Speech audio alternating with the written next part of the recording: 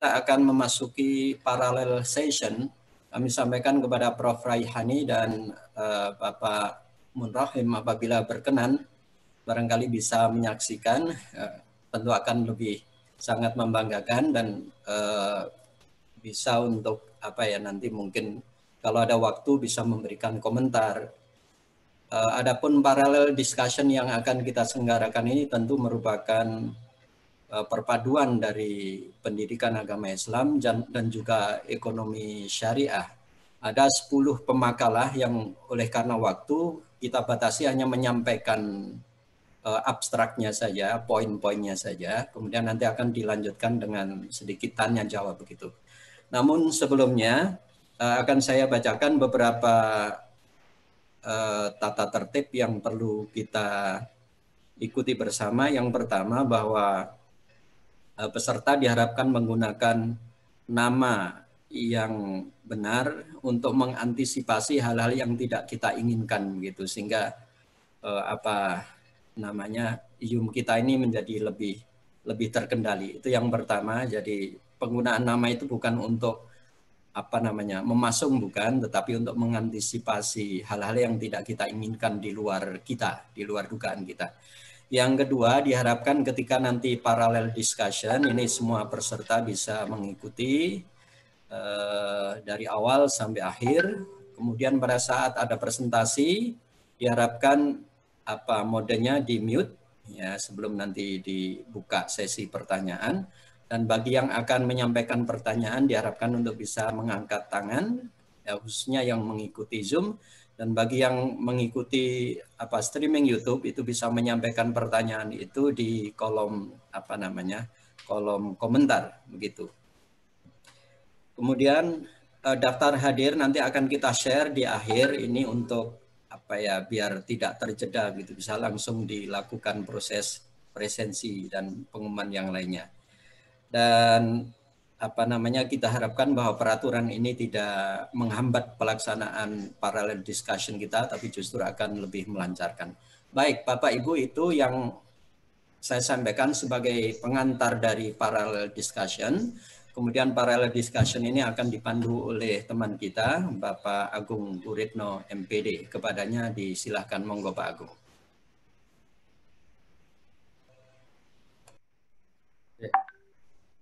Baik, terima kasih banyak Bapak Dr. Ruwandi.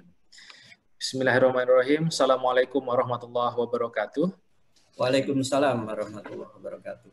Selamat siang kepada seluruh peserta webinar nasional yang diselenggarakan oleh Pasca Sarjana YN Salatiga. Bapak Ibu semua peserta, pada hari ini seperti yang sudah disampaikan oleh Bapak Dr. Ruwandi tadi, insya Allah ada 10 presenter yang akan mempresentasikan makalahnya. 10 presenter yang terpilih ini merupakan pemilik naskah yang terbaik hasil seleksi yang sudah kita lakukan.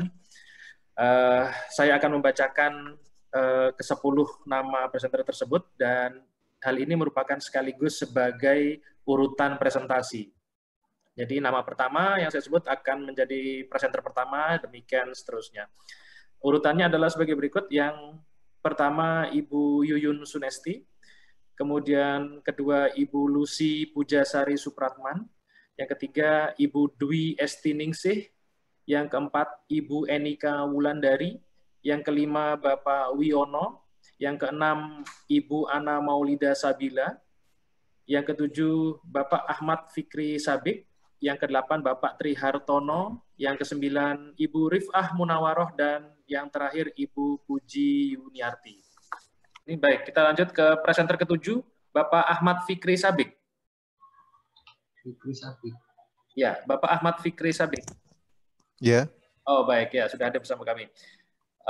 Mau dibantu share screen atau mau share sendiri Bapak? Tak coba sendiri dulu ya. Oke, siap, monggo. Tapi ini host masih disable. Oke. Atau dari situ aja nggak apa-apa? Baik. Coba dulu Pak. Oke. Bisa dibantu Ibu? Coba untuk share screen. Oh ini sudah bisa Mas. Oh sudah bisa, baik. Oke. Sudah bisa. Tadi masih disable, sekarang sudah bisa. Apakah sudah muncul nggih? Belum, belum. Oh, belum.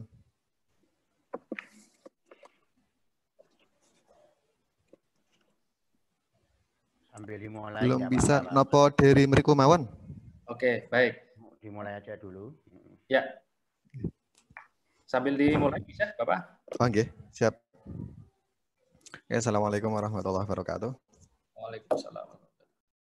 Yang saya hormati Bapak Ibu dosen, Bu guru saya, ada Prof. Asfa, ada Prof. Rwandi, dan Pak Parwandi dan yang lain.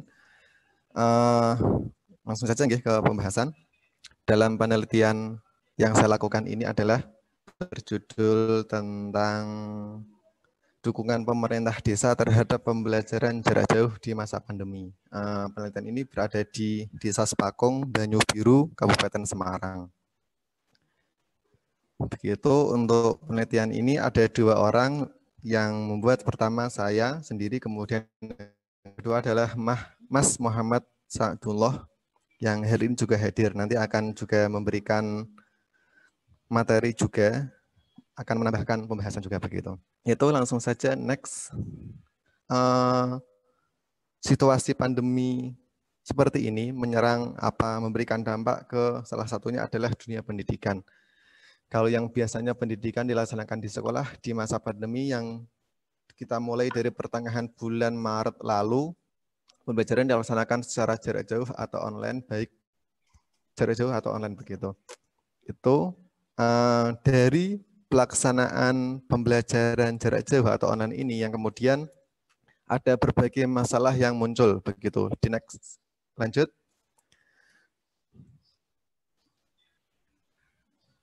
Lanjut screen-nya, slide-nya.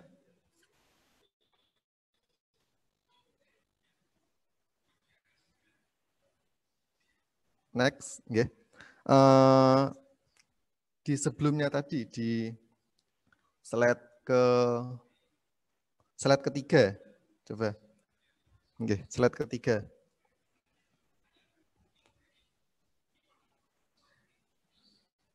Ya itu.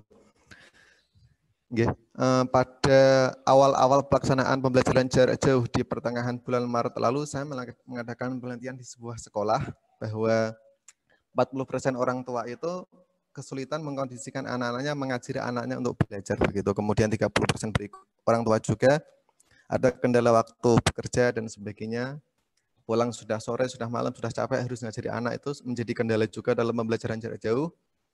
Begitu juga yang 17% orang tua itu sulit memahami materi, sulit mengajarkan ke anak-anak begitu. Kemudian yang ada 13% itu ada lingkungan dan sumber daya yang menjadi masalah.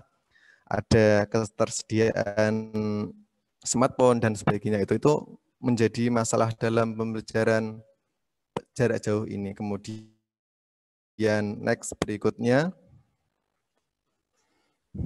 di penelitian ini adalah yang saya lakukan di Desa Sepakung tadi, pentingnya adalah bahwa PJJ ini kan diterapkan di semua sekolah, semua memiliki masalah yang sama, namun ada alternatif solusi yang dilakukan oleh pemerintah di Desa Sepakung Banyu Biru itu.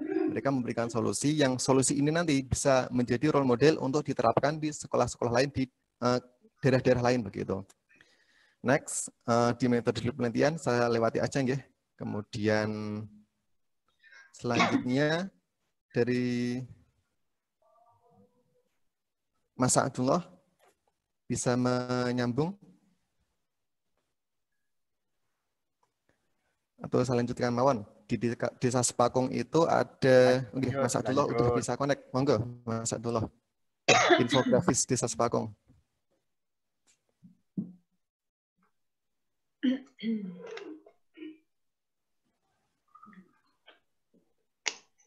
Suaranya Mas Abdullah. Suaranya belum masuk. Halo. Mas Abdullah.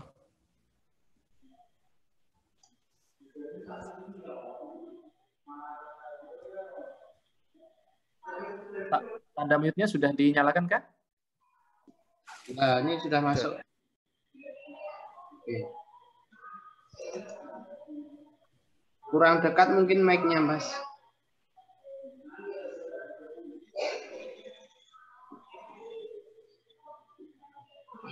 Halo. Mas Abdullah, mic-nya mungkin kurang dekat. Suaranya tidak ada.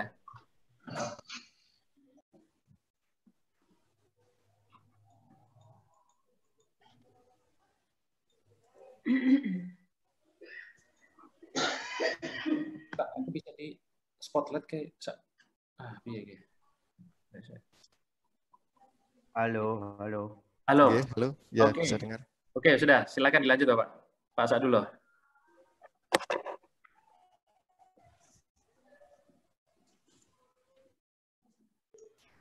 Halo, Pak Sadullah.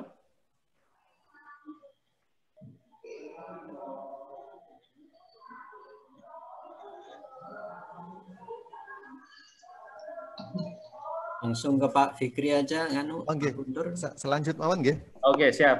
Monggo silakan, Oke. Pak. Jadi desa Sepakung itu terdiri dari 12 dusun yang di sana, langsung tak singkat mawon, ada 3 sekolah Islam dan 1 sekolah umum begitu. Itu di daerah Sepakung itu belum ada jaringan internet seperti bahkan Telkomsel, Indosat dan sebagainya itu belum ada begitu. Itu yang menjadi kendala bagi pembelajaran online ini. Nah, berikutnya di slide berikutnya next. Kendala PJJ atau pembelajaran jarak jauh di Sepakung ada yang pertama ketersediaan HP. Tidak semua orang tua, tidak semua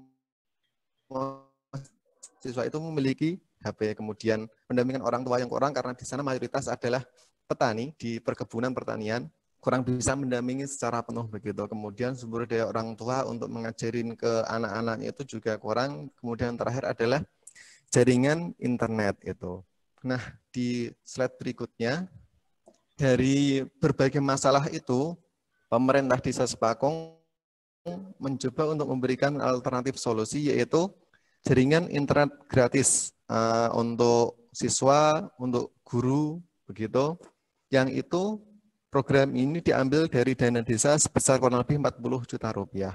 Alasan dari berbagai masalah tadi, kenapa kok pemerintah Sepakung memilih alternatif yaitu pengadaan internet, jaringan internet. Karena yang menjadi masalah utama yang dikeluhkan oleh warga adalah soal internet, maka dari pemerintah desa itu memberikan solusi di bagian itu begitu. Bisa di-skip langsung Mas ke hasilnya Mas untuk mempersingkat. Hasilnya ini untuk teknis pelaksanaannya, jaringan internet dipasang di tempat-tempat strategis, kemudian untuk siswa ada akun khusus yang itu dibatasi waktunya dari jam 7 sampai siang, untuk guru 24 jam, untuk sekolah ada jaringan internet gratis begitu. Kemudian manfaatnya dari sebelumnya siswa itu tidak bisa mengikuti pembelajaran online, orang tua tidak bisa mendampingi, guru bingung bagaimana menyampaikan.